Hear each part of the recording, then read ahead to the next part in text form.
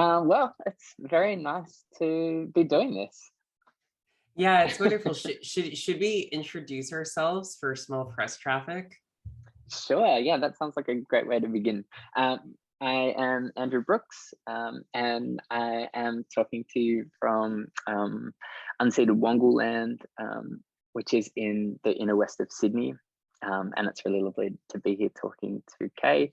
And we're here talking about books that have just been published with Rosa Press, which is a little publishing collective that I'm also a part of, and we're really delighted to have Kay's book out in the world. And the other book that's come out with Kay's book is my book, which is called Inferno. Oh, wonderful. Yeah, I'm Kay Gabriel, and I am calling from Queens, or what is now Queens, and the traditional lands of the Lenape and Canarsie people, and really looking forward to this conversation. Amazing. Yeah, well, maybe we should dive into it. Yeah, shall I start? Yeah, go for it. Yes. Okay, fantastic. So we were so excited to publish this book, Kissing Other People at a House of Fame. And it is such an intensely social book. It's a book about struggles, about miseries, about friendship, about resistance, about desire, perversion, collectivity, of course. And you, of course, are both a poet and a communist and an organizer, and someone who is extraordinary at all of those things. And so I thought maybe like an interesting way to begin, and particularly I suppose also because Rosa is a press that's dedicated to communism and its poetics in kind of whatever that might mean. I thought it might be interesting to kind of start by asking, what does communism mean to you, and what's the relationship between poetry and communism, poetics and historical materialism? What is it that poem offers? Wow. Start with the big stuff. So I guess I think I adhere to what the philosopher Alain Badiou says is the communist hypothesis that this world is not necessary. And I think when we're talking about communism, there's all kinds of ways to describe it, or to sort of like say like, oh, this is the thing, and we could say it's the abolition of private property, or is this the real movement that abolishes the present state of things? It is the scandalous idea that we need and deserve a society in which everyone has what they need, right? But I like the and so all those things are true, right? And sorry, I hold all of those things to be true. But I like the Badiou phrasing, in part because I think that it cuts against the withering lack of imagination that is both, let's say, a kind of at least one quality of the present, right? It's not universally so. Some people have lots of imagination, thank God. But it's it's sort of a quality of the present, and it is, say, a part of the project of reactionary politics, whether that's a liberal reactionary politics, or a conservative reactionary politics, or a fascist reactionary politics. The part of the project of reactionary politics is to dispel the ability to imagine otherwise. I actually do think that that's true. Is to dispel the conditions to creatively propose and enact possibility. And so I will say that, so let's say like this is, you know, like one of the things that being a communist means to me. On the way to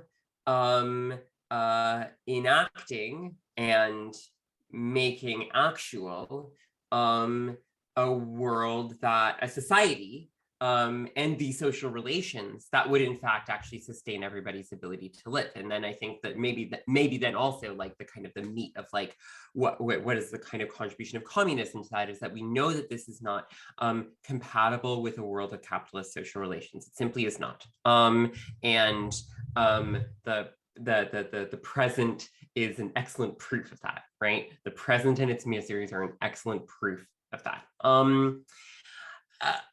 What and then there's a question, right? There's the question of like, you know, if this is something that you believe and I believe it, then, you know, the kind of I would say sort of like the first question becomes like, what is to be done? And then I think like if you're someone whose answer to that is at least in part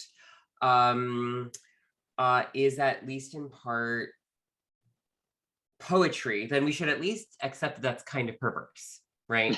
It's like, yeah, that's a pervert's answer. That's okay. It's okay to be a pervert. Definitely. Not okay, maybe even good. And it's like, we know that that's not the only answer, and we know that that's not like the only form of cultural production that's like interesting, but it is one. And so why is that? I mean, like, and this is a question that I ask all the time, and that I think I feel like every sort of 6 months I come to a different formulation for like what makes sense to me about like what does poetry have to do with communism. But I would say that this is an answer that I'm like always revising, because it's like continually interesting to me.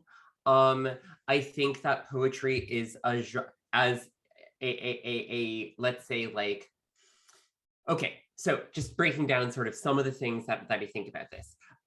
Poetry is a medium that is flush with, like flush against, right? The and porous to the, like, let's say like language itself as a medium term between thought and social relations.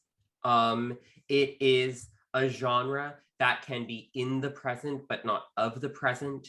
That does not actually have to, that can be a realism without having to belong to the world as it is right now, right?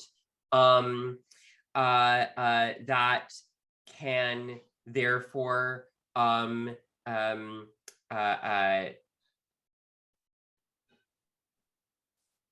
snag a catch of the social world, and at the same time pierce through it for, let's say, a possible future, right?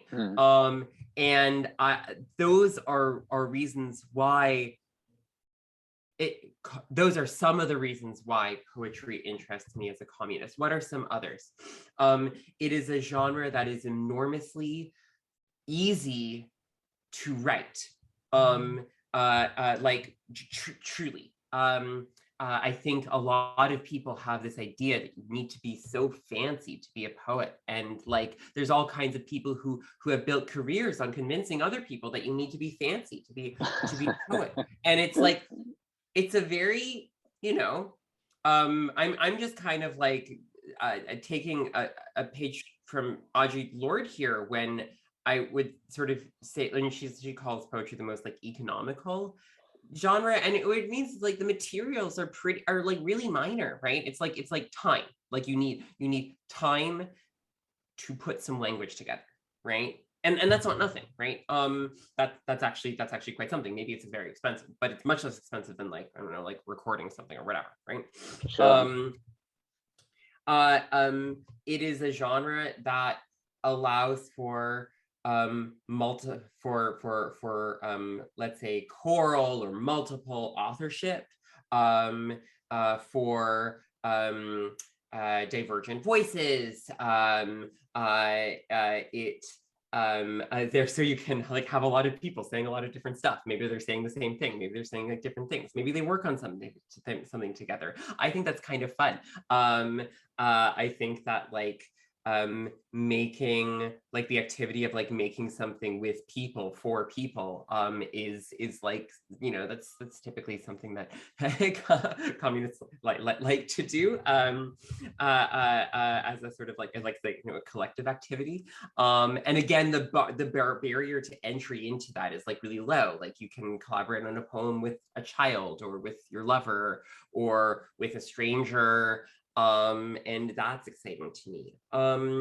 And so I think that there are, and then finally, I guess I'll sort of say, and here I think I depart from some other like poet communists, but I think that poetry is like a genre that makes thinking more possible. And I think in particular, it is a genre that, or sorry, not genre, a medium that makes thinking more possible, because of this relationship that it has with language, this kind of like a porous relationship to language, and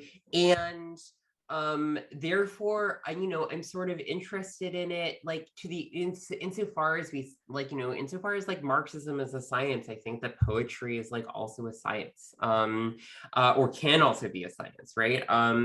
And therefore, I do sort of think that some of the like, I don't think that poetry is doing the same thing as political economy, but I think that it has the capacity to make palpable, tangible, perceptible, and cognizable or conceivable, let's say, social relations in a way that just doing like theory or philosophy or some of the other like kind of Marxist forms of intellectual labor are not. So those are some of my answers. Oh my God. Such wonderful answers. I once heard you say that listening to poems be read out loud is like a way to leap from the kind of miserable present towards some other future, right? Towards something outside of this world. And I think that's such a beautiful way of phrasing and framing what you know, some of the things that you're just talking about there, you know, that it's of this world, but it allows us to not to understand the kind of you know, historical contingency of this world, and so that it might be different again, that it might be something else. And that's so, you know, to listen to it, it requires so little, and that's such a powerful thing. Like, but to hear someone read a poem is really to, you know, it's such an intensely social thing. It's a beautiful answer. I love it. Oh, thank you so much. Yeah, I mean, you know, and I want to ask, you know, you things about Inferno as well, which I think is also like a very social book. But just, you know, thinking about this sort of like leap into the future, I mean, I think that there's this other thing, and actually both of us kind of do this, right? There is a way of like putting different, there's this thing that poetry, I think, like makes like really possible in a way that other genres can't, where you can actually like put different historical relations of like social life next to each other, in a way that like it's harder to do in fiction, because immediately someone is like, well, this is historical fiction, right? Or the kind of requirement to belong to a realism is so much more strongly felt. But you can kind of just do it in poetry. You can go like, you know, my friend Jimmy Hoffa just gave me a sandwich, right? Like that's a good line of a start of a poem. And then it's like, oh, is this person saying this a mobster or whatever? You know, like it's an interesting question, right?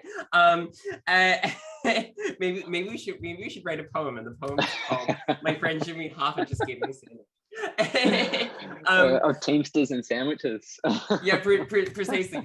But okay, so I mean, but related to the kind of like historical question, you know, so like both you and I I mean, I can maybe read the thing that I wrote down, but like basically both you and I wrote books that borrow or pirate someone else's title. The title, in fact, of a very famous poem in both cases, which is sort of a Kathy Acker thing. And so for me, it's, Chaucer's poem, The House of Fame, and for you, it's Inferno. And I think that there's something that's like so scandalously fun about taking the title of an impossibly famous book and going like, it's mine now. Haha. Yeah. Like that's great. And so I guess I want to ask you, why Inferno? How is your book patterned and not patterned after Dante? And I also want to know if you're writing a purgatory.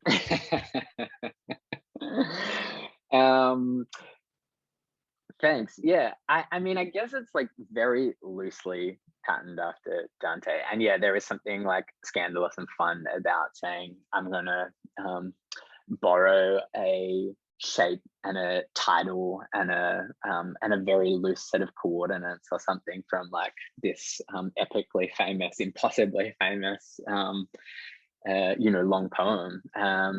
So yeah.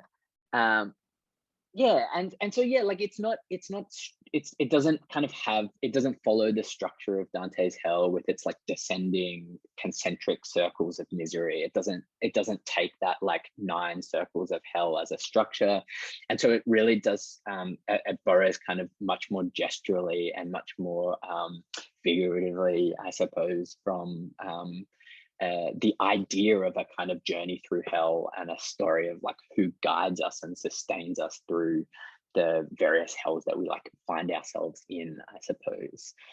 And in part the kind of genesis of the book was reading Inferno for the first time and being like really blown away by how wonderfully vivid and grotesque and perverse and full of contradictions and fear Dante's book is, but also how much it's full of tenderness and intimacy and love and these kind of moments of sustenance. And so I was like really gripped by the reading of it, and then I was also really kind of interested in this this book that kind of keeps getting rewritten. And I'm thinking here of, say like Emery Baraka's novel, The System of Dante's Hell, or Leslie Kaplan's The Excess, The Factory, both of which kind of more closely follow the structure of Dante's like 9 circles.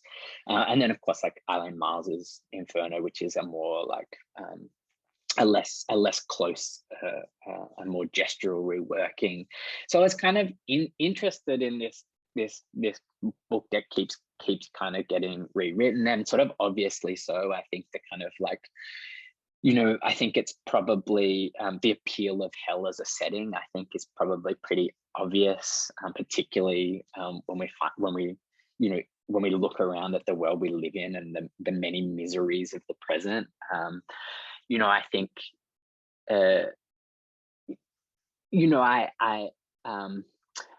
am otherwise really interested in trying to understand from a kind of historical materialist perspective the kind of moment that we find ourselves in, which I think of as like this long decline, this moment that's defined since the kind of 73 oil crisis as like cyclical and recurring and endemic crises that are compounding and intensifying as well. And so there's something very appealing about thinking about and this kind of the hell that we inhabit here and now as something that we kind of must journey through and find our way through.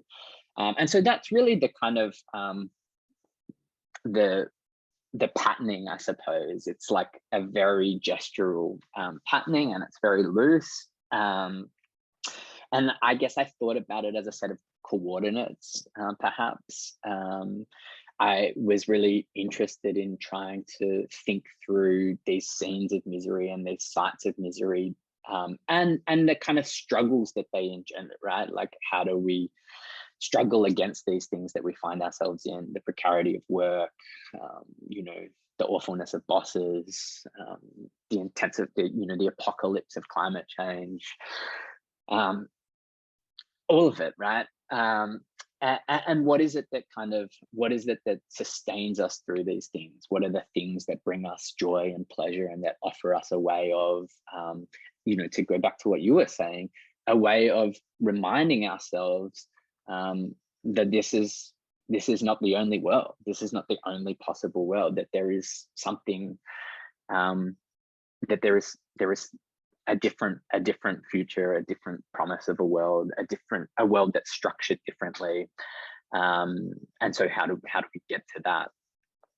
So yeah, I suppose that's kind of the, and I guess the other thing to say is, I quite like to write longish poems, and I quite like to think of, I quite like to think of the way what brings things together. I think of writing, I suppose, and all forms of writing as a way of working through ideas, as a way of thinking things through in order to better understand them. And I think of writing essays and writing poems as related, but very different. And so they offer different ways of thinking through things, different ways of trying to work through problems and understand things differently. And so, having some kind of very loose container was helpful in part as a way of continuing to kind of write and to keep working through a set of questions and a set of problems about, like what the relationship between misery and pleasure is, or, how we get to, how we find each other and sustain each other through the things that produce kind of, and the structures that kind of really isolate us and individualize us and work to kind of produce these like alienated worlds that we live in. Yeah, totally. I mean, I guess I have a suggestion, which was maybe kind of corny, but so you can tell me no. But so Astrid appears a lot in Inferno, and my reading is that one of the roles that she has in this book is that she's kind of the Virgil. Yes. Okay, great, I got it. Yay. You can give me a star in my homework.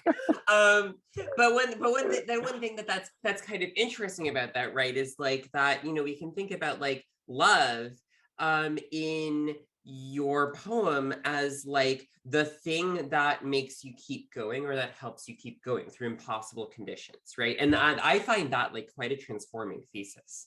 Like if that's like a thesis that's kind of like never stated but like present, like that's really powerful. And maybe that's like not a reading that like ultimately that you would, I mean, I think but that's absolutely it, right? And I think, I think you're right in saying that Astrid kind of inhabits that role, but also people come, at various points in the book, different friends sort of find themselves in that role, I suppose, and different people find themselves in that role. And yeah, that's like, that is really kind of at the core of the book. It's about this, like, in a sense, and without sounding too corny or too romantic, like there is this kind of transformative power and this sustaining power of love somewhere in there, right? yeah, I mean, it's like an interesting question, right? Like how to, like, if we sort of have this rough sense that's like, oh, like, the entire, like, the sort of like cultural production around love that seems so indistinguishable from just like the bourgeois society at different strata. right? Mm-hmm. Like, and truly, like, you know, all the way down to, I'm gonna go to my local Walgreens, and I'm gonna pick up something that makes me, you know, I don't mean to do like a fucking ad busters thing, but you know, right? Or like most like most movies and novels like ever, right? And I think that it's not like a trivial question to ask what kind of love are communists interested in. Like that's actually not, it's not trivial. Totally. And it's not even trivial to sort of say like, oh, exactly the same as everyone else. Like, I mean, maybe. But the relationship of like, you know, to the extent that, I mean, I'm not very, I love reading or watching stuff that's like really normie couple form shit. But I'm not very interested in making it. And that would be true even if I like that would be true even if I sort of had like one of those relationships in my life that could be like an orienting relationship, right? And then it is kind of interesting to think about like the different senses of like love and the relationship between love and comradeship, or love and a mutual like approach to a really withering set of conditions, or something like that. I mean, for me, I often come back to a part of Bernadette Mayer's Midwinter Day when she says, so when I write of love, I write of binding referendums, bankruptcy intent, I write of bribery and surgery. And she just lists the contents of the newspaper. She lists like everything that was in the newspaper that day. Which is to say, like, you know, for her, like love is an aspiration to totality, right? And so like that's fascinating. And that is, and it's kind of like dereifying in the sense that like we sort of think that like the culture industry of like around bourgeois love is like this kind of like, you know, reification or like boxing up of like human emotion and attachment.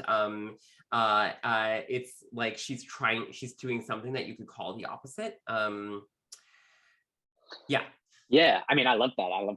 That's such a beautiful definition of it, right? I mean, I think that's not indistinct from how I think of it. And I think, you know, the other kind of coordinate for me would be like someone like Moten on love, who would say like, you know, that relation is a dispossessive relation, not a possessive one.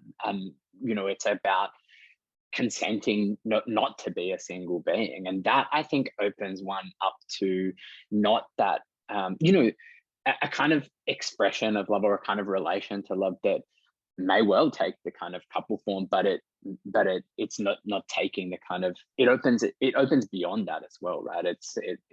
If we're thinking about love as this kind of consent to no longer be singular, to kind of like open ourselves up to that kind of dispossessive force, then that is a kind of orientation too that allows more than one relationship. And maybe it kind of also opens towards a kind of, you know, expression of love that someone like Alexandra Kollontai writes about, a kind of comradely love, right? Love is this like something that is not bound to individual subjects who are possessing, but rather who are like consenting to their own dispossession. And, you know, yeah, that seems like a powerful way of thinking about that. Yeah, totally. Where should we go from here? I mean, maybe we should get a little more into the poems themselves. So I was thinking, you know, one of the things, you know, I mean, just as a kind of formal observation, I suppose, Kissing is a book in two halves, and the title of the book Kissing Other People or The House of Fame also is in two halves. And the first half of the book features a series of much shorter poems, and they're incredible. They have like a very distinct rhythm and tempo to them. They kind of have an urgency and a speed to them, at least in my read. And then the long poem that is the second half of the book, or more than the second half of the book, is a non-linear dream sequence, right? And at times it rushes forwards, and at times it feels like time is more suspended. And there's a kind of also a formal distinction. Maybe I'm wrong here, but it seems to me like the attention in the first half of the book is a little more on the line and how it breaks, and in the second half of the book, the prose poem is written in these like blocks, these paragraph blocks, these chunks of text that kind of float on the page, and they have this like spatial movement. There's sort of little rhythmic blocks of prose, and the rhythm of them is quite different. There's a different temporality that kind of comes along with this dream sequence, where sometimes it really feels like we surge forward, and sometimes we're like in this more suspended place. So I wonder if you could talk a little bit about the tempo of these poems, and about, I guess, the relationship between the line and the paragraph. Yeah. Oh, totally. That's such a great question. So yeah, I guess I'll begin from the title poem. I agree that is like a really good that's a really good way to describe the formal distinction between the two halves of the book. And they're also kind of like two unequal halves, because the title poem is like much longer than everything that comes before it. It's probably like 2/3 of the book, which is fun. And sort of there's another continuity there with yours in terms of like writing the long poem, which is to say that the scale at which thought is reached is a scale of duration. And it's not actually a scale of like sort of immediacy, or just one thing, or just one line, or just one observation. When I wrote Kissing Other People, the poem, after I had already had most of the dreams that were in it, because I was just like journaling, and in some ways I'm just like I'm writing all the time, partly by journaling. And wait, so you were journaling, dream journaling every day? Yes, yeah. At some point I made a sort of a decision to start writing down my dreams and see like in what detail could I write them down, could I recall them, and how could I sort of develop a syntax around it. And it wasn't clear. I didn't actually know that I was writing a poem. I was just journaling. And then at some point I for a variety of reasons it kind of formed, and I realized that one thing that would be interesting would be to kind of like have this journal and formalize it in certain ways, and like develop the relationship that it has to like sort of syntax, because I think that there is like a pretty like there's a pretty like perceptible syntax of those dreams, but then to run it mostly backwards, like mostly, as you say, it's sort of like non-linear in the sense of it doesn't go forwards, but it mostly goes backwards.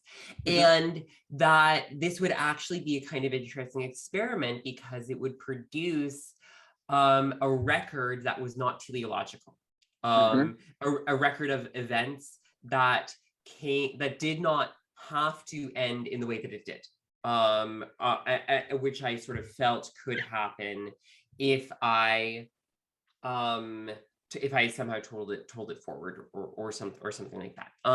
So that was, and then the kind of, so the form of the poem in part developed because I was sort of so interested in like the sentence that these dreams like were kind of taking on like as I was recording them, and then then that almost like firmed up the more that I wrote, even though it's also like loose and all kinds of things.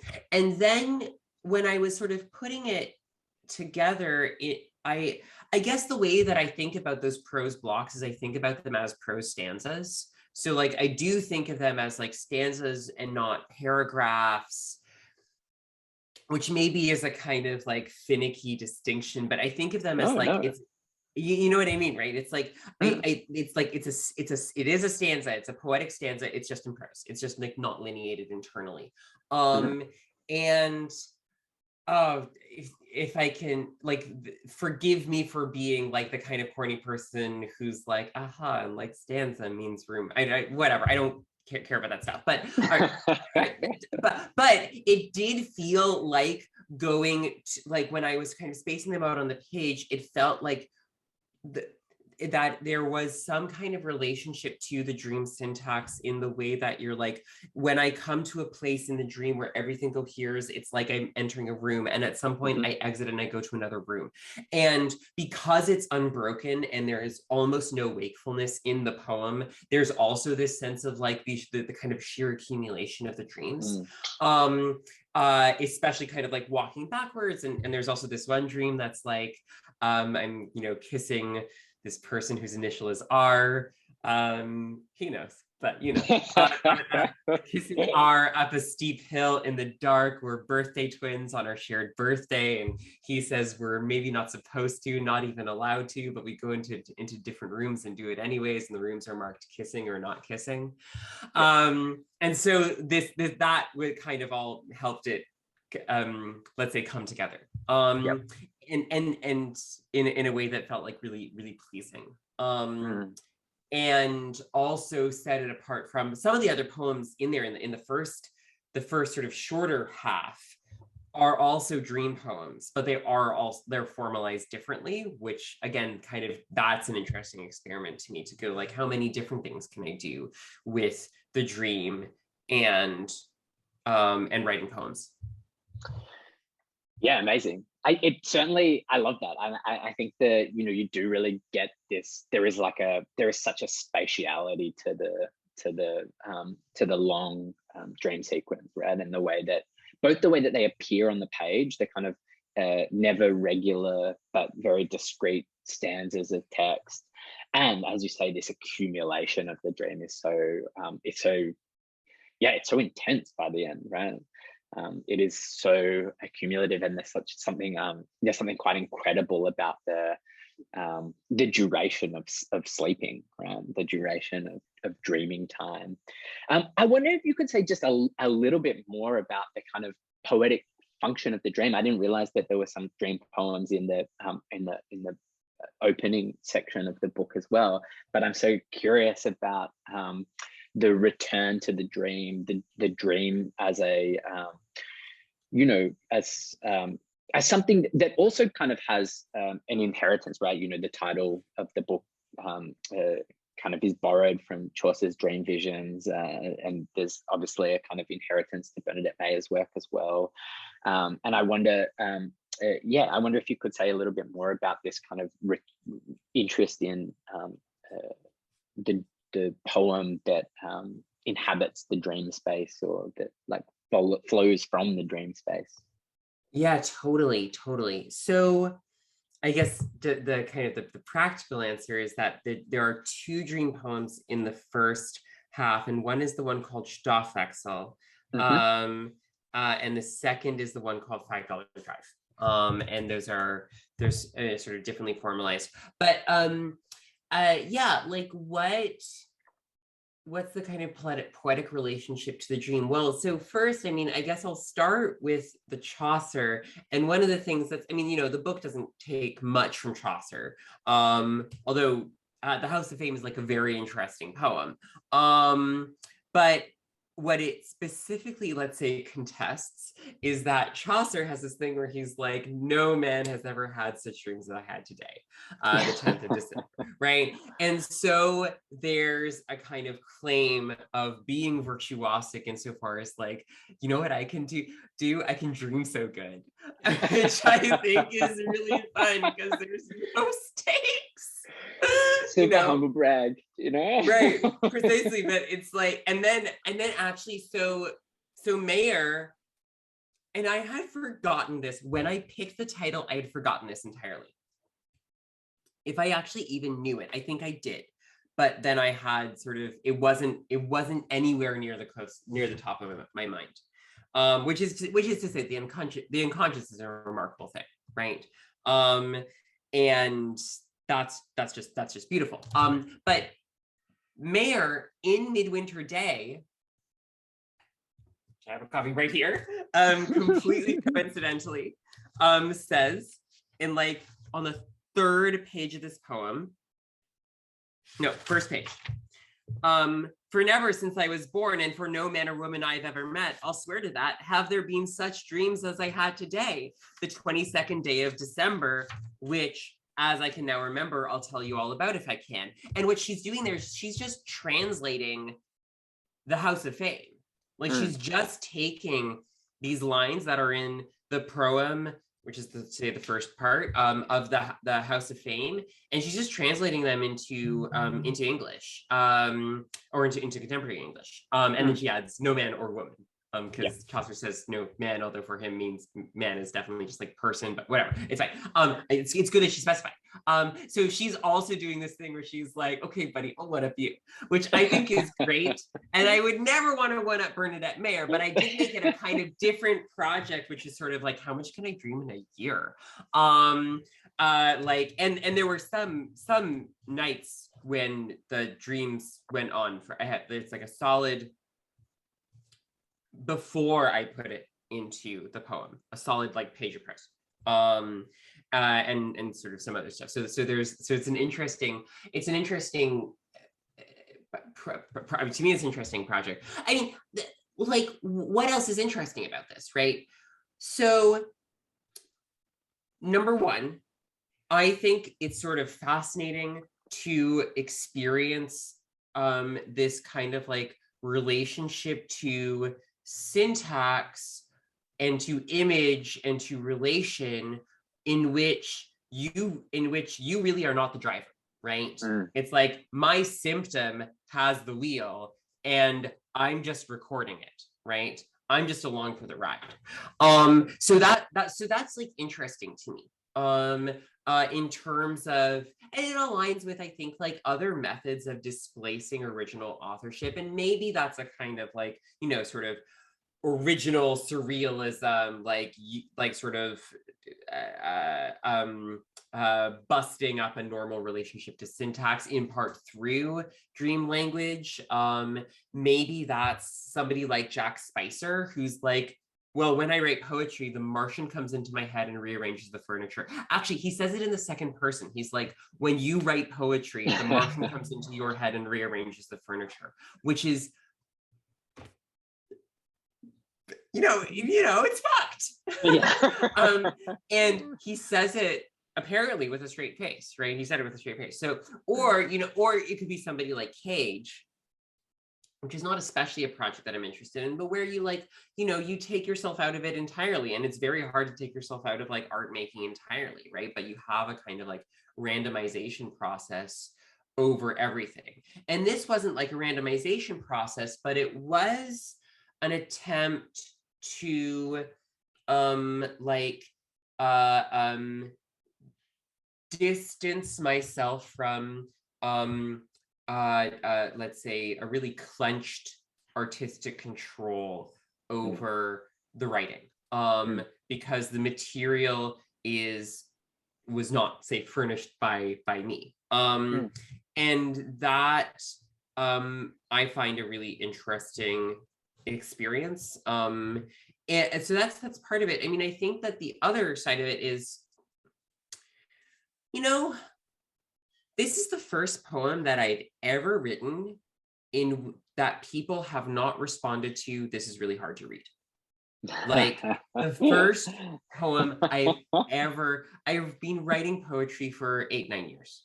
Like seriously, you know, and unseriously much longer before that, right? But this was the first one, and that's like really interesting to me, because I actually don't think I'm like a really hard writer, but I am interested in, like, you know, a kind of like sometimes a dazzling relationship to like the sentence or whatever. But then when it comes to like the dream, you know, I don't say this to like one up it, or I don't say this to like make anyone feel bad, but or to kind of like be a pedant, but it's like, well, technically, you want to be really technical about it. The dream is my symptom. It is illegible to you. Like you don't like you actually don't know what you're reading here. I mean, I actually don't think that's true about other people, right? But like if it was just like somebody's like anyone else's dream is sort of like illegible, it's like only legible to like the person whose symptom it is. I sort of believe that's true, right?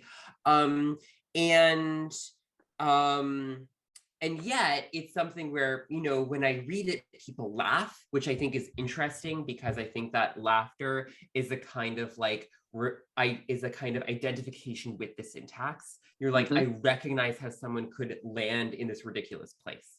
And the laughter is a sign of the recognition, right? And people also say, oh, it's just so easy to like enter this poem. Someone came up to me at my lunch, someone who I like really love, came up to me at my lunch and was like, this is so different from what I would expect you would write poetry like. And I'm like, I wonder what you expected. But I don't think that's bad. I don't think it's bad to have, I don't think that's bad at all. But I think there's something that's interesting to me, therefore, about doing something that I think of as actually like quite a complex project that seems so simple, and that people have such a kind of like have such a response to that feels like they feel sort of sucked into it and not pushed out. And then the final thing that I'll say about this is like one of the interesting things about like dreams and poetry is like, I really do believe this. Anyone could do it, right? Like this is something that if you are someone who sleeps enough, and you're interested in using your dreams to write poems, you could also do that. And there's something to me that's interesting about the kind of like repetition or the reproducibility of the experiment. I'm not saying someone else should write like their own kissing other people, but they could. Someone else could write The House of Fame. Someone else certainly could like dream for a year and write those dreams down. And I hope that they do that. So that's also kind of interesting. Yeah. Oh, I love that. I love it. I mean, I think there's also something, you know, as you're saying, like the kind of, there is something kind of, you know, dreams often do have a sort of poetic logic to them in and of themselves, right? They're like sort of these associative events, and they involve these sort of like these leaps that require, in a sense, like readerly interpretation, which I think like poems also require. Like there is the logic of the poem is unlike the logic of other forms of writing, and part of what makes the poem kind of so interesting as a form is that it allows for this kind of like roaming attention and this like accumulation of things that aren't always like obviously linked, but are like linked in some way, right? So they're like, there's something so wonderful about turning to this turning to this as material that already sort of, to me at least, seems to have the kind of like something of the internal logic of the poem built into it. Or maybe it's, you know, maybe it's the other way around, that the poem like always kind of like was always connected to the dream. I mean, no, but I think I sort of agree with that in terms, like there's the linking point is kind of association insofar as like you are asked to fill something in, even in the most like textbook.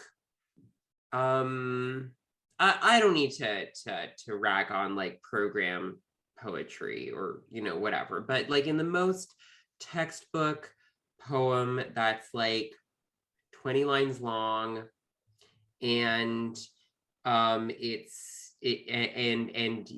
relates an anecdote about somebody's parents, and that anecdote transforms into an image and then into an observation. That's not a type of poem that I'm interested in writing. Sure. I think that there are some people who do that like extremely well, but even in that type of like I'm really not trying to be mean. I find this kind of writing like relatively like unambitious.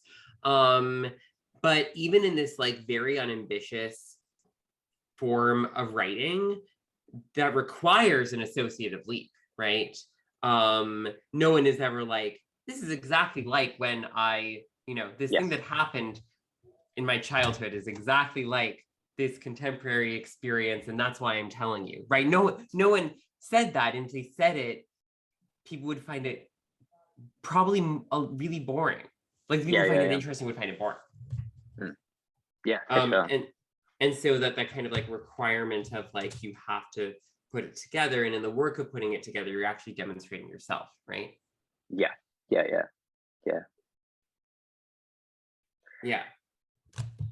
Great. I want to, if we're getting into the poems, I want to ask you, since we are getting into the poems, I want to ask you, I guess, like, well, I mean, to kind of two questions. The first question is actually also about like lineation, because and feel free to correct me if you don't think that this description is correct. But I think Inferno is formed of a series of conceptually linked prose paragraphs. That's right. Yeah, okay, cool. Since I made such a big deal about like the prose stanza, but yours feels like a kind of like, it's like paragraphs, and it sort of uses both the associative logic of poetry that we just talked about and the argumentative logic of an essay. So do you think that Inferno makes an argument? And what is exciting about writing poetry in paragraphs for you?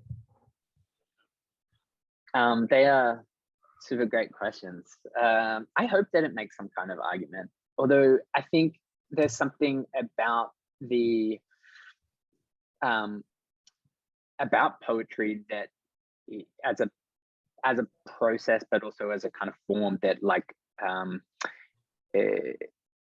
functions differently in the way that it argues to an essay. So in that sense, the argument is perhaps something that is like more emergent, even for me, I suppose.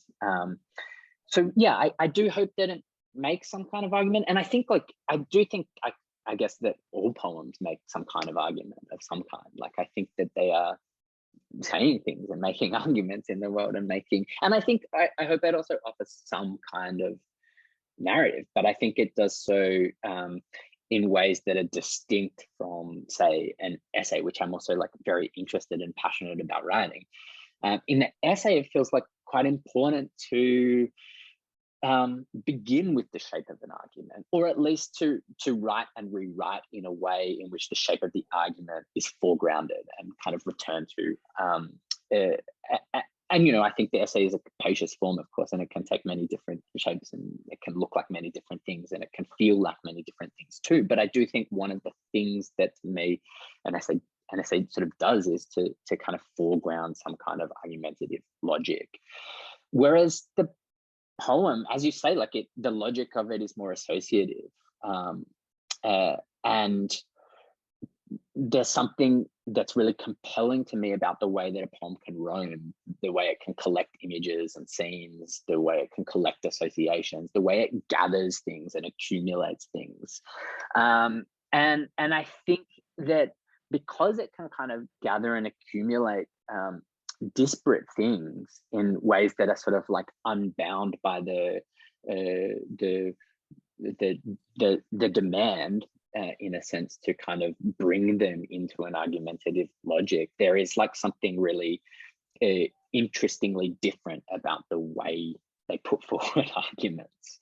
And I think one of the things that's really compelling is that they are able to capture the kind of multiple and at times conflicting feelings and affects and narrative structures that define moments of time, that define moments that we live in. And in this book, I was thinking, of things like abundance and austerity, things that I think are like both very, pressing and very present in the moment that we find ourselves in, right? Like, we're in an age of austerity, and that's everywhere, right? We see the kind of erosion of social programs. We see the erosion of funding to all sorts of things. We see the privatization of public resources, blah, blah, blah. We see austerity everywhere. And yet my experience of this moment is also one of like, the joy of collectivity and the kind of sense of abundance that comes from that, both materially and in a kind of more effective sense, the kind of feeling of sharing, I guess, like, and building infrastructures of feeling that allow us to remain invested in the kind of promise of collective power and the capacity for collective power to enact change. And those things, I think, we can kind of hold those things in a poem in a way that allows them to exist in that sort of a kind of, really dialectical tension, right? And so I think that the poem for me kind of lends itself to a dialectical way of thinking. And part of what the poem does, it has a logic and it has an associative logic, but it doesn't, and it need not always make that logic explicit. And that, I think, is something that's really interesting about the poem as a form.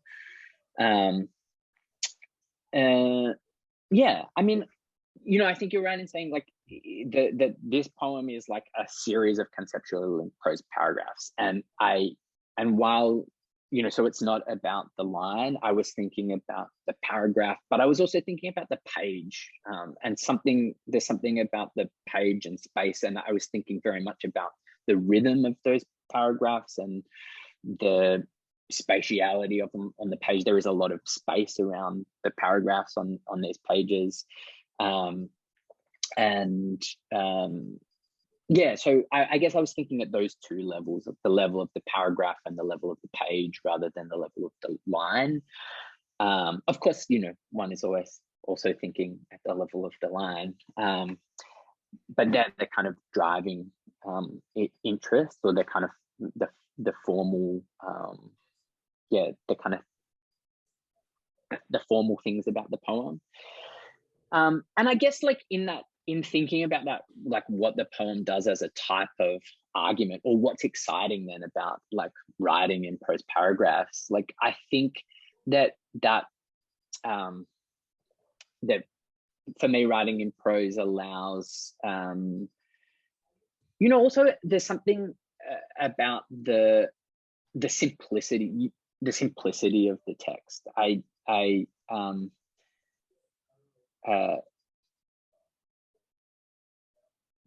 Writing in kind of these short prose paragraphs, I like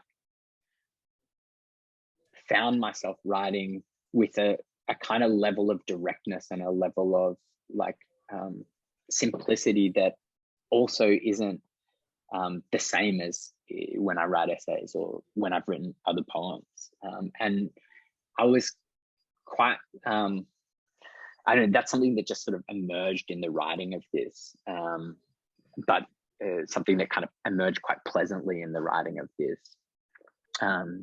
What else to say about this? I mean, I think the other thing I say about the kind of poem, just very quickly, is that I think it is a form because it allows for this registration of of multiple and at times contradictory kind of feelings and narrative structures, that it allows us to attune actually to the complexity of the historical and the shape of the historical moment that we're living in, right? Which is never something that can be like rendered in very simple linear terms. And I think it because of the kind of associative leap we were talking about before, because there's like a readerly, because it requires a certain type of readerly attention, that it also, as a form, it encourages a kind of attunement to where that moment might move next. I think poems, yeah, I think they are really, and you know, they're linked to musical forms, right? So I think there is something very like there is something that asks a kind of attunement to rhythm and movement in the kind of in the reading of them, that is part of the way they argue, I think, if that makes sense. Yeah, no, it does exquisitely. I mean, I really love the phrasing, that the formulation that poems, like the poem is a form of dialectical thought, or even like encourages dialectical thought. I was just watching the Peter Brook production of Marasad, and it's like, it's not my first time seeing it, but I was watching with friends last night, and there really is this moment when like Desaad is like, we've just put in front of you these propositions and their opposites. And like, yeah. Pedavais, to his enormous credit, is just like, bitch, I dialected at you. And now you have to deal with it. You have to deal with it, right? You are not allowed to simply rest in a moment, or in your sureness of something. And that, I think, is I think that's like a very quite actually like transformative experience of thought, for, and it's and a project for poetry. And then it like, and it's something that even when in sort of prose or in the paragraph form, that poetry can do in a way that simply the essay cannot. And I also like this thing that you're talking about accumulation. I mean, I think of like Tricia Lowe's Socialist Realism also as a book that like really does this in terms of like taking like a thesis and then going like, oh, we're going to turn over here and we're going to look at an object, and we're going to go over here and we're going to look at an experience, and that like kind of forces a kind of social thought, or it also puts social relations into motion that would otherwise not touch, or not touch explicitly. I mean, I was thinking about this as well with like, I assigned a poem from Marie Buck's Unsolved Mysteries to my students last term. And the poem is called Documentation. And in this poem, Marie talks about watching United in Anger, for those who don't know, documentary about ACT UP, and watching footage of the ashes action in which people dumped the ashes of their deceased loved ones onto the White House lawn. And then Marie says, and it reminds me of a scene in Harlan County, USA, in which a doctor crumbles a lung in his hand, lung that's been infected by black lung. In Harlan County, USA, there's a documentary about a miners' strike in West Virginia in the 70s. And what's interesting is, so at that when I assigned this poem, I actually hadn't watched to my. It's such a good movie. I feel bad that I hadn't seen it, but I hadn't watched Harlan County, USA, and then I went and watched it, and it's fantastic labor movie. It's like maybe the best labor movie, but like I went, what's one of them? I went and watched it, And what's kind of interesting is like actually the ashes falling onto the White House lawn in 1992 look nothing like this lung that the doctor is crumbling, in my opinion. They don't really look anything like the lung that the doctor is crumbling in 1972. So like you wouldn't actually necessarily make that comparison, but the poem makes that comparison, right? And so it's like, I'm not accusing Marie of lying. I'm saying that Marie is actually being like enormously effective in terms of using the poem as an instrument that can unite these things, and by uniting these things actually makes them these two different struggles, two historically, geographically, socially, sexually disparate struggles linked by way, and in fact you can sort of see the connections. You actually that then becomes palpable because they are actually both stories of mass abandonment that results in people's premature death, right? And that's like so that's kind of fascinating. So then the poem is sort of like the conceptual instrument that like makes this happen. Sorry, I'm kind of off topic. No, from I mean like that's like Inferno, but you know you see what I mean. no, totally. I mean that's Yeah. like that's absolutely, I think, and I love that poem and I love that book. And I haven't seen the film yet, but I'm going to go and watch it now. But yeah, I think that's exactly it, right? Like it does that work of linking and asking us to like to investigate or to follow that link, and to do so in ways that I don't think collapse the like very important differences between those struggles, but to show us the like what is shared, to show us, you know, that organized abandonment is the thing that links them, and that organized abandonment is like, you know, so central to the way that you know, that capitalism kind of reproduces itself now, right? So yeah, I mean, I think that's like a perfect example of this, you know, what it is that the poem does, and what remains like very compelling as something that, you know, because like you, I think I remain like very interested in and invested in the poem as a type of form that offers a different approach to argumentation, and that invites a different readerly attention to, right? You know, you can make different demands of a reader, and you are inviting a reader to you know, into a certain type of argumentation differently to when you write theory or write an essay. But I think they're very complementary projects or something. Yeah, totally. Well, I wanted to ask you a little bit about the role that pleasure plays in your book, and it also plays a role in my book. So I think there's something like there for us to think about in terms of pleasure and what it means for thinking about communism and thinking about radical politics and whatnot. So yeah, I was thinking about this. Your book, like, you know, the long dream sequence is such a wonderful sequence. The like dreams are like full of cultural objects, songs and movies and poems and theory and porn and parties, as well as protests. You know, there's production and there's reproduction. There's like work and not work. There's meals and there's gossip. There's all of the best things and some of the worst things in these poems too. And I was particularly interested in you know, the kind of role that pleasure plays in your politics and also in your poetics.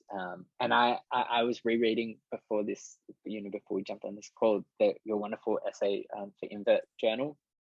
And if you will allow me, I'll just read a line or two from that. The desire for a disalienated life world, you write, as envisaged in the slogan Bread and Roses, is if nothing else the demand for everyone to enjoy the kinds of aesthetic contingency that capital cordons off for the wealthy.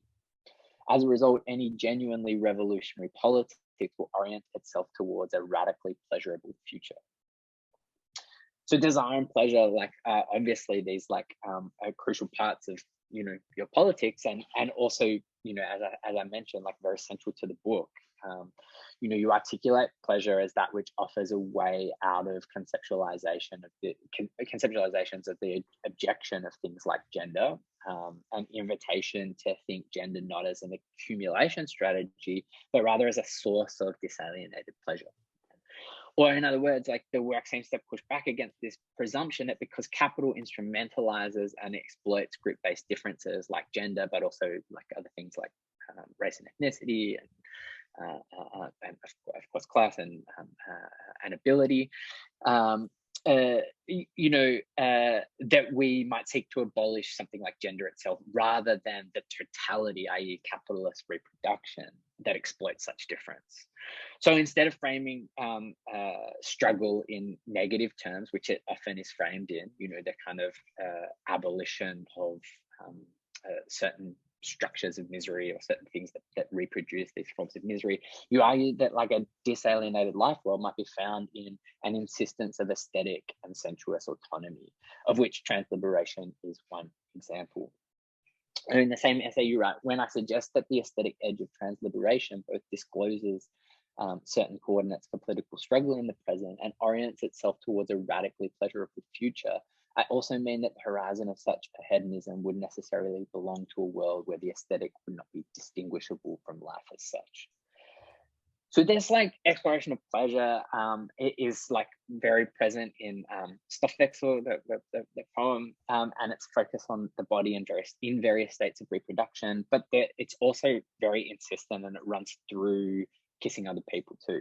And here the kind of pleasure comes up against manifold forms of misery that are produced by the capital relation itself. So I wonder if you can talk a little bit about pleasure in these poems and also about like pleasure in collective politics as well. Like, does the poem as a form lend itself to an exploration of radical pleasure? How do you figure pleasure and its relationship to struggle, I suppose? Yeah, totally. That's a very long question. I'm sorry. No, it's a great, it's a great question. And it does like really touch on like a sinew that connects some of the things that I sort of think about politically and the things that I think about some of the things that I think about politically, especially in terms of projects of gender liberation, right? And the things that I write about. And I guess so maybe just to frame this, I think that you're sort of right to draw out the ways that my essay attempts to put a really fine point on like abolition in this particular sense, right? And in that capacity, I think I really and it's worth sort of saying like explicitly, I depart from the essay "The Logic of Gender," which is published by the Endnotes Collective in 2013. I really do. I don't think it's a bad essay. I think it's a very good essay, but I disagree with it. And I disagree with its conclusions, not entirely. And I mainly depart from its focus, and I suggest a reframing of its terms.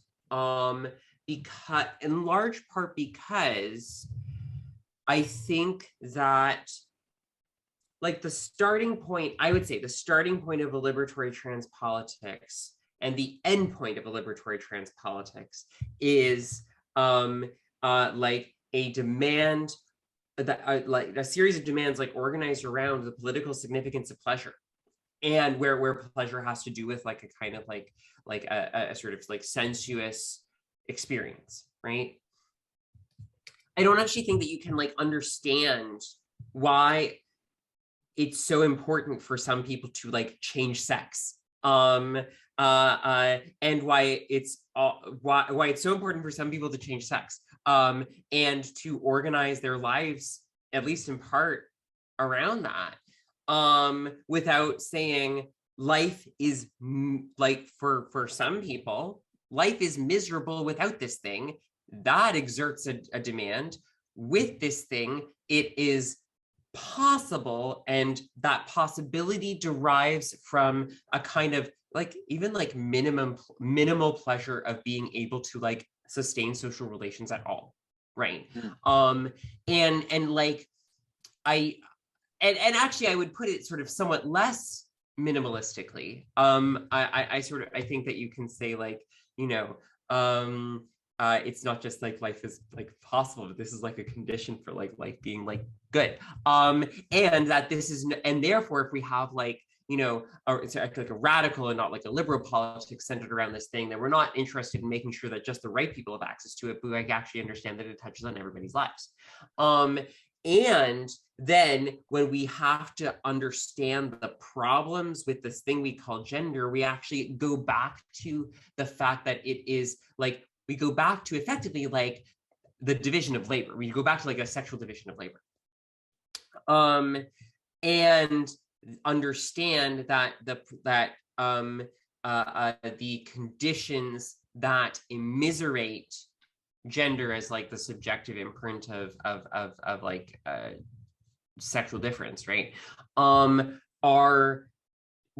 are the conditions that we need to oppose, right? And so that this is kind of like this I guess is like the stance that I take, but that points me in the direction of like being very interested in the political implications of like the political implications of pleasure, which I don't think that it's trivial, you know. I don't think that it's like something that we focus on when we're sort of done with everything else, or, you know, it's like, well, we get the really important stuff, we get the sort of subsistence stuff, and then we come back for that one. Like I depart from that entirely, both as like a process and as a vision.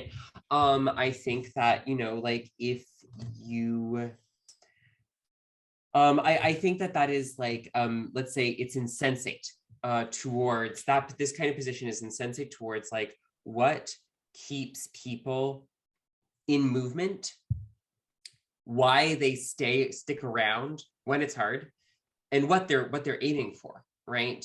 It's not this kind of like pleasurable world is not like one that's sort of continually postponed, but it's actually one that we are like attempting to bring into being. And also that like when we think about like political opposition, that some people are very intent on stopping, right? And so one of the things that is like really interesting to me as well is like the moral panic around trans people. Like I'm fascinated by that, and I've been obviously like targeted by it as recently as a couple of months ago when there was a Breitbart article written about me, LOL. And yeah, like really, really fun, right? And that, you know, like the moral panic that is written around the image of trans people, it's sort of differently flavored according to different dimensions. There's a version for the girls and there's a version for the boys and blah blah blah. But and there's, you know, there's an image for like the person with blue hair and pronouns, right? Whatever. But like the moral panic that's like organized around like these different configurations of life is really fixated on the spectacle of someone gratifying themselves illicitly, and uses that to set off a host of other panics, right? And the right wing is using it in the US with some success. In the UK with an enormous amount of success, the right wing is using this as an organizing strategy. And so that, and therefore I'm also like very interested in the shudder, right, at trans people having a pleasurable relationship to our own, to like to one's own body as like a mediation of political experience, right? And then this, so where this enters into my writing is I think that therefore I'm like, oh, like, ooh, pervy, interesting. What's that about? And I kind of want to like pinch that nerve, And so that like generates a lot of my like kind of circling back over this terrain, because I feel like I started writing about this like 5-6 years ago and I'm like not done. And so then it does come up like in the poems. There's something also that's like something of like an illicit, and in the dream poems especially, there's something that's like an illicit pleasure about like telling people your dreams, which in one poem, not in this book, in a different poem, I described as showing your ass to strangers. Well, so what if they look at what's good for them? Which is like that kind of like mild illicitness is also kind of fun. And then there's the disdain. This is actually related to some of the stuff that you were talking about. There's the destabilization of the body that comes along with this. That is actually kind of like a curious, but somehow sometimes controlled destabilization of like the self. And so there's like all kinds of like sort of bodily experiences that I talk about in the dreams that are like kind of embarrassing to talk about, but then they're kind of interesting to me because they're embarrassing. Like there's one where I like dream that I've lost the entirety of my vaginal depth from never dilating. And then when I talk about this afterwards, I'm like, oh, how it's like you're gonna have a castration dream even even when you have a cunt, which is like it's like fascinating, right? So that's like this kind of like experience of like bodily like disorientation almost, that it like kind of comes out in these poems, and that also I think is something that people can kind of relate to, because they're like, oh yes, I had a dream where I was in bed with my lover and we had each other, we were using each other's arms or something, like it's like that's the kind of thing that they can like, that sort of failure proprioception is something that people relate to. I hope that that's interesting and helpful. Oh my god, that's amazingly interesting. Yeah, that's such a great answer. Right. Do you want to talk about it in yours? Because it comes up I pointed this out in my questions that I wrote down for you. It comes up at the end, at the point in Inferno and Dante, where you would expect to see Satan. In your book, you have the riot. You have uncertainty about the results of the riot, and you have songs about honey. And you have this very interesting read on honey where you're like, if you write a song about honey, it's about something that has an allure that you cannot say no to. Isn't pleasure like the last word of your book? Yeah, it is. It is. It's like, I mean, wait, I want to read line it. of the book. Like how Robin asks us, can you open up to the pleasure? I mean, that's a nice segue and a great moment of resonance. And I think like what you're talking about is like very resonant in the way I'm thinking about it. And partly like, partly it's the simple thing of saying like, I think that if we are to remain invested in a different world, one that's not structured by the capital relation, then surely it would be a world that's radically pleasurable, right? Like, as you say, like that pleasure has to be a part of that world, and pleasure has to be a central part of that world. And it can't be this afterthought that when we take care of everything, then we'll get to the question of pleasure, but really rather like, how do we make the pleasure? And, I think like part of what this book is also responding to is a frustration with, or the experience of, like navigating forms of labor organizing that I like am not sure still carry any great prospect. I guess I'm talking about like what some people would call like programmatism, or kind of like the end of a workers movement that like seeks to produce some kind of transitional space between where we are now and communism. And here we have such weak labor power for all sorts of reasons, for all sorts of kind of like historical, structural, like global structural reasons, as well as specific kind of legal arrangements that have like made it impossible for workers to strike outside of, you know, bargaining rounds, for example. You know, we have now this, you know, we had the kind of union movement brought into an accord with the government, which effectively kind of, you know, we now find ourselves often in fights not only with management, but also with union bureaucracies, right? And that's not an uncommon experience, but the frustration of that experience was also me working through, I guess, you know, on the one hand, there was a kind of lived frustration of that experience, and then trying to work through that theoretically and understand it as a distinction between an orientation towards, you know, some kind of transitional phase versus an orientation towards, well, how can we kind of take those things seriously? How can we take seriously what communism might look like as something that is made in, you know, without a transition, that is something that kind of that we might leap into. And to think about that, I think, means that we have to think also seriously about these questions of like, well, what role does pleasure play?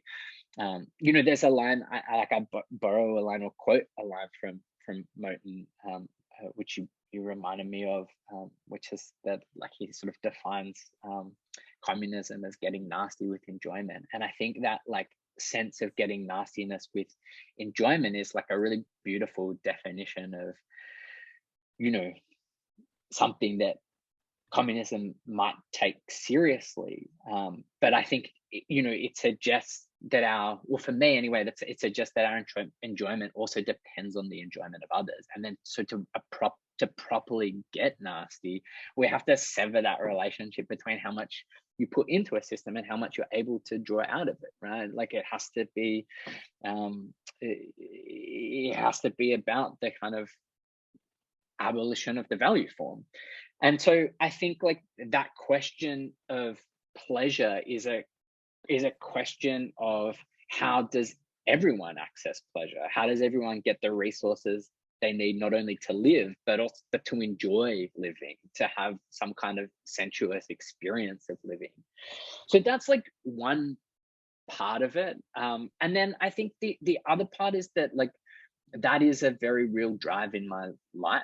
You know, like, I'm seeking out communal pleasure. I'm seeking out being together with people, not in some kind of like libertarian hedonistic way, but in some kind of communal and relational way, that there's a pleasure that comes with gathering to eat and drink and dance and sing and to hear a great pop song with other people.